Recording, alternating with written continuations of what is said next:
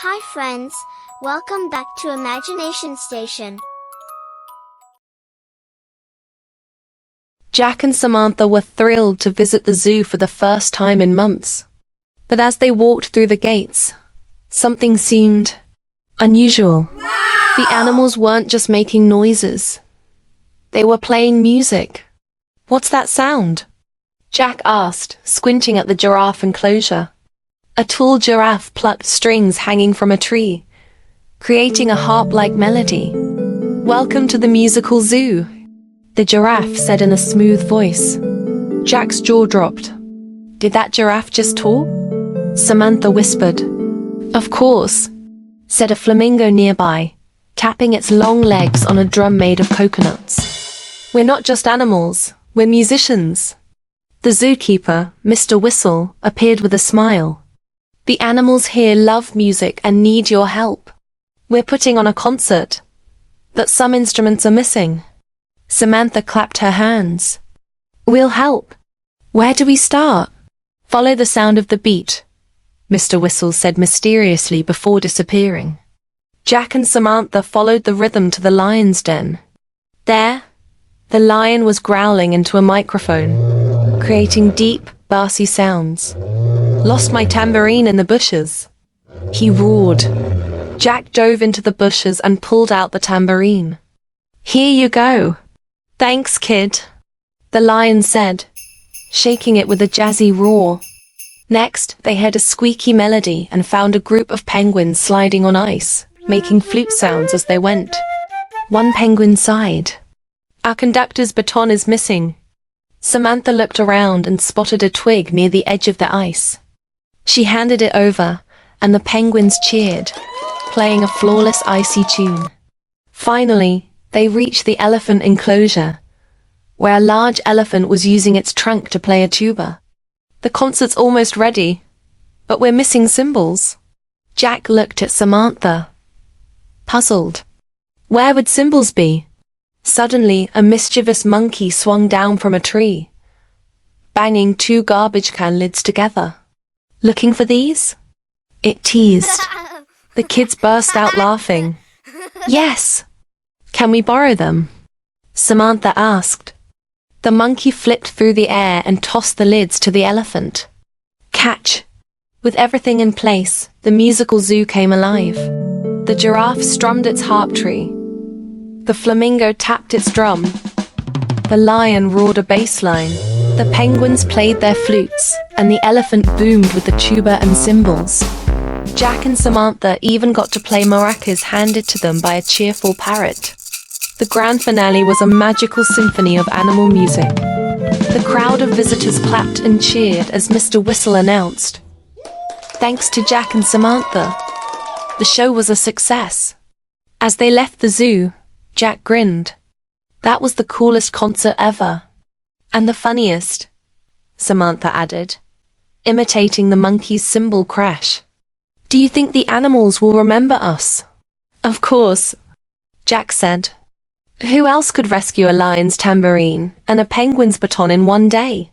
They both laughed, the sound of the musical zoo's melody still ringing in their ears. The end. Like, subscribe and share for more. Sally and Langston were in the kitchen, arguing over who got the last cookie. Suddenly, the cookie jar rattled, and out popped Captain Coco, a chocolate chip cookie with a pirate hat, an eye patch, and a tiny marshmallow sword. "Ahoy, mates!" Captain Coco bellowed in a crumbly voice. "No time for squabbling. The cookie pirates have stolen the milk of power, and without it, cookies everywhere will crumble into nothingness." Sally blinked. Did that cookie just talk? Not just any cookie. Captain Coco puffed out his chest. "I'm the bravest biscuit on the 7 baking sheets. Now, grab your spoons, and let's set sail." Before they could ask how, the kitchen transformed into an ocean of milk, with their table floating like a ship. Sally grabbed a wooden spoon, and Langston wielded a spatula. "Where are the pirates?" Langston asked, peering into the milky sea. "On Sprinkle Island," Captain Coco pointed with his marshmallow sword. Row, mates! Using their utensils as oars, they paddled toward Sprinkle Island, dodging chocolate chip whirlpools and a sneaky marshmallow shark. Just as they reached the island's shore, a group of cookie pirates appeared. They wore candy-coated hats and carried licorice swords. The lead pirate, a gingerbread man named Crumblebeard, sneered, "You'll never take the milk of power from us. It's ours for dunking." Captain Coco stepped forward. Cookies aren't just for dunking. They're for sharing and bringing joy. Hand over the milk, or face the consequences. Charge! Crumblebeard shouted, and a hilarious battle broke out. Langston swung his spatula, sending a gumdrop flying. Sally used her spoon to deflect a sprinkle bomb. Captain Coco leapt onto Crumblebeard's shoulder and whacked him with his marshmallow sword. Surrender, the stale scoundrel! In the chaos, Sally noticed the milk of power glowing in a tall glass hidden behind a pile of powdered sugar sacks. She nudged Langston. "Cover me." Langston created a distraction by smacking a pirate with a jelly bean catapult, while Sally snuck past and grabbed the milk. "I've got it," she shouted. The pirates froze. Crumblebeard sighed. "Fine, take it. Sharing is better than fighting, anyway." Back on the ship, Captain Coco raised the glass of milk of power. Victory!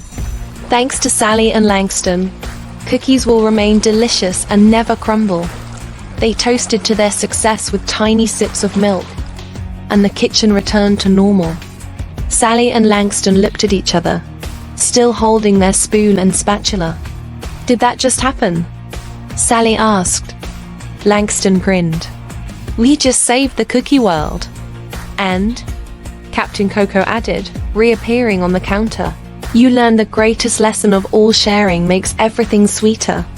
With that, Captain Coco tipped his hat, jumped back into the cookie jar, and disappeared.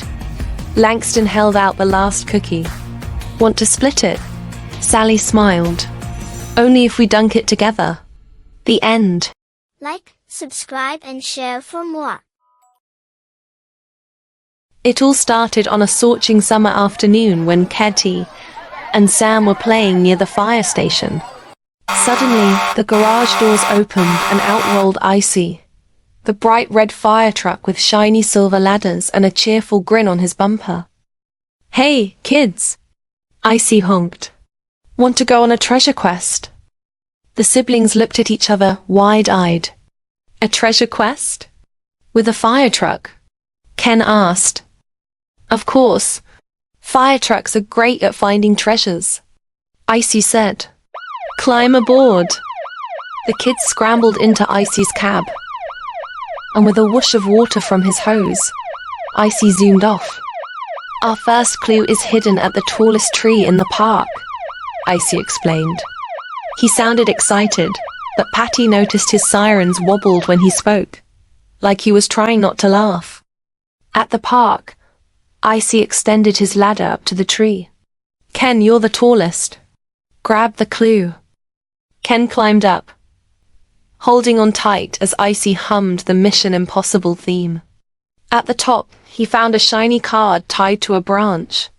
It says, "Where flames once flickered, the next clue shines." Patty gasped. The old campfire pit. Icy zoomed to the campsite, spraying a bit of water on the dry grass to be safe. Sam found the next clue buried under some ashes. It says, "To find the treasure, water's your friend. Look where the river begins and ends." River rescue, here we go. Icy cheered, turning on his sirens for dramatic effect. At the riverbank, Icy used his hose to reveal a hidden map stuck to a rock. "X marks the spot," Sam shouted, pointing to the treasure location near the old fire tower. When they reached the fire tower, Icy's ladder helped them climb to the top. Beneath a pile of leaves, they found a chest with a note. "Congratulations, heroes. Your treasure is knowledge." Inside were coloring books, stickers, and a fire safety guide. Treasure? Ken asked, looking skeptical. Of course, Icy said. The most valuable treasure is learning how to keep yourselves and others safe. The kids opened the guide, giggling as Icy quizzed them. What's the number for emergencies? 911, they shouted. And what should you do if there's smoke in a room? Crawl low to the ground, Patty answered proudly. Icy beamed. You kids are fire safety pros now. As they headed back, Icy honked his horn to a familiar tune. Next time, I'll teach you how to use a hose. Patty laughed. Only if we get another treasure. Deal, Icy said, his sirens flashing as they drove off into the sunset. The end. Like, subscribe and share for more.